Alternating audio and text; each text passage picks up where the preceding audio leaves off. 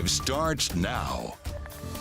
And right now at 5, flood-filled roads, the East Tex Freeway at a standstill this evening, bumper to bumper, and a sea of red brake lights. Yeah, as far as you can see, the freeway a mess up in the Kingwood area. Folks up there getting hit hard again. The Humble, Kingwood, Atascocita area getting between 5 and 10 inches of rain today. So street flooding obviously widespread. And look at the radar, folks. It shows it is lit up and how dangerous it is outside. Flash flood warnings are in effect for parts of the area, and this is just the beginning. Flash flooding, David Paul, is a high possibility the rest of the week, right? Turn around, don't drown. Don't drive in this if you don't have to. That's where most people lose their lives in flash flooding situations. And it's been a tremendous rainfall today. Let me show you what we're looking at. Multiple high water spots out there. We showed you 59 shut down going northeast up the East Tex Freeway. More rain is on the way. Turn around, don't drown. So this is interesting. These are the rain total forecast by computer models from now through Sunday early morning, 4, 5, 6, 7 inches of rain. Well, just today, the northeast side of the area has had more than 8 inches of rain. In fact, up there toward New Caney, almost 10 inches of rain has fallen in just one afternoon. It just shows you how volatile this Houston atmosphere can get. And they're not the only one. Sugar Land, more than 6 inches of rain south of you. Let me zoom in. Here's where those rainfall bullseyes are. South of Booth, almost 8 inches of rain there. Richmond, only 2¼ inches of rain. Good. I don't want any more up there. In Sugar Land, you've missed it with only about a ½ inch of rain for you. Look at the spot south of Sienna Plantation, 7 inches of rain. And then this is concerning, 9 to 10 inches of rain just north of Lake Houston. So all that will go into Lake Houston, and Lake Houston will be rising even though they've got the dam open to try to release the water out of it as quickly as possible. We'll look at more rain totals, and I'll show you what's on the way coming up in a few minutes. Coming hard and fast. Thanks, David. We have live team coverage tonight as the rain keeps coming. Jessica Borg is in Kingwood. The area just can't seem to catch a break.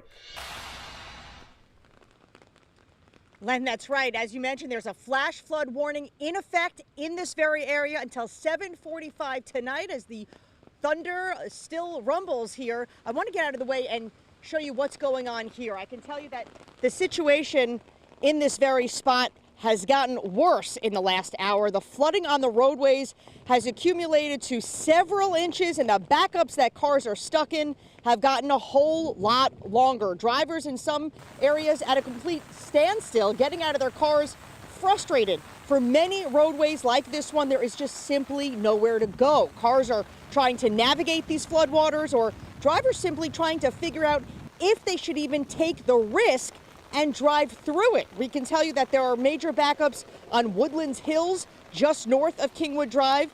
There is a drainage stream up ahead that has overflowed its banks, and that is causing street flooding there and resulting in some of these backups that we're seeing. Now, Houston Fire Chief Sam Pena says he has deployed additional high water vehicles to the Kingwood area here this afternoon to assist with high water rescues. He says they have gotten several reports of cars stuck in high water, and a significant number of them have been along Kingwood Drive. Now, people have been at a standstill in this whole area for at least an hour because roads are impassable. We know that there are road closures from 59 to west of Woodlands Drive. It is, of course, rush hour, so the timing of this heavy rainfall is just not great. Driving to and from schools, we should note, around this area is also a problem.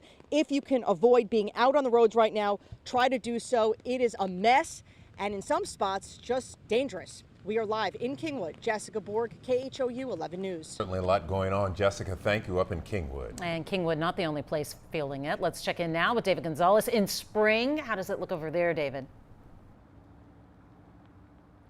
Hey, Mia, yeah, the rain out here has been pretty relentless for about a good hour now, and this is one of the problem areas in this community in Old Town Spring, and this is the big problem. Why? Drivers are not listening to those warnings about not trying to go through some of these flooded roadways. We've actually seen a couple of cars turn around, but the only cars that are turning around and avoiding these kind of areas are the wrecker cars, because you know that they know that cars are going to get stuck in water just like this one. But check out this video that we took earlier today. You could actually see a Spring ISD school bus making its way through some of these high water areas, which is obviously not a good idea for anyone. You could actually see the water going up halfway to those buses' wheels. We also spotted some road crews out here actually slowly walking the roadways, trying to clear some of the debris from the drains and manholes as well, trying to help clear some of this water from these roadways, but this rain is definitely not helping. Drivers out here obviously becoming a little impatient, especially near the Hardy and Spring School Road areas, because there's a lot of flooded roadways in this area. So getting around is a little difficult, but as you see behind me, drivers not listening to those warnings. So please avoid the flooded roadways, turn around, because as you know, we do not want to put these first responders in jeopardy if they have to come and rescue you. Back to you guys. Yeah, David's warning there. My hometown, that is a low-lying area, part of Spring. Thanks so much, David. Right now, Brett Buffington is in the weather tracker heading to New Caney. That is another spot battling heavy rain and high water tonight. Brett? And Mia, this afternoon, it is a slow-going process trying to get there. And I can tell you part of that is because the East Tex Freeway is just absolutely a nightmare right now. Transtar telling us that the feeder roads on both sides of the East Tex, there in the Kingwood area near where Jessica is, they are flooded. I want to show you what it looks like here. We are on the Hardy Toll Road, and you can see traffic here headed north out of town. It is certainly heavy. This video right now, I want to show you, this is from New Caney. A viewer sent us these pictures, the area we're headed to right now.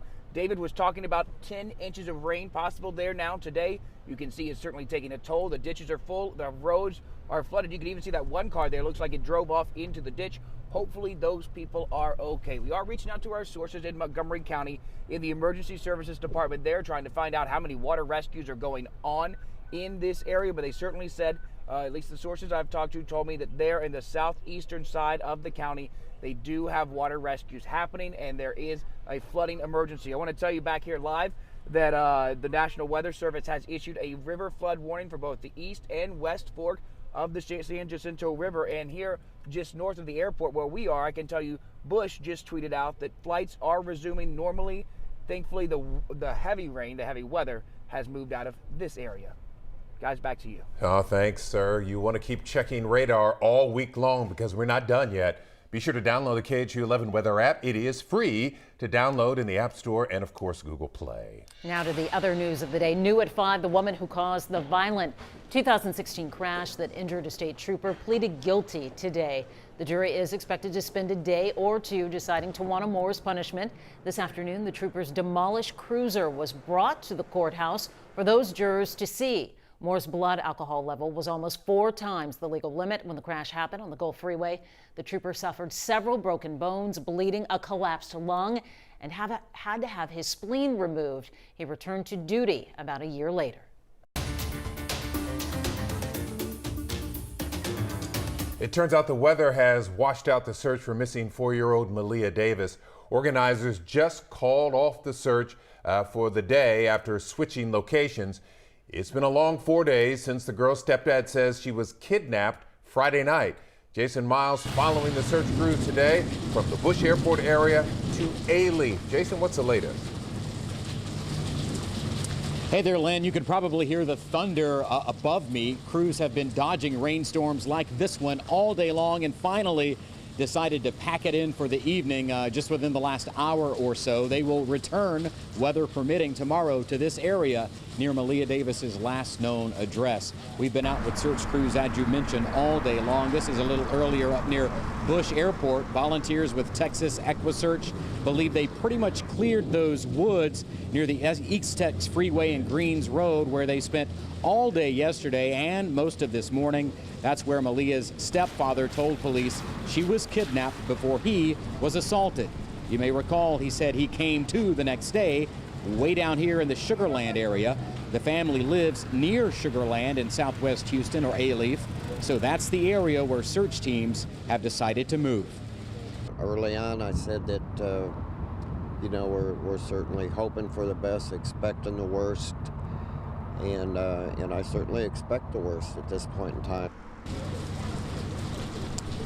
As the ground search continues, Sugar Land police telling us today they're assisting HPD in reviewing surveillance video and things like that, looking for any sign of Maleah, her stepfather, their car, or that pickup truck he said 3 suspects were in when they took Maleah. A homicide detective tells me those closest to possible victims, like Maleah in this case, are always kind of cleared before moving on. Right now, they are not calling the stepfather a person of interest, but keep this in mind.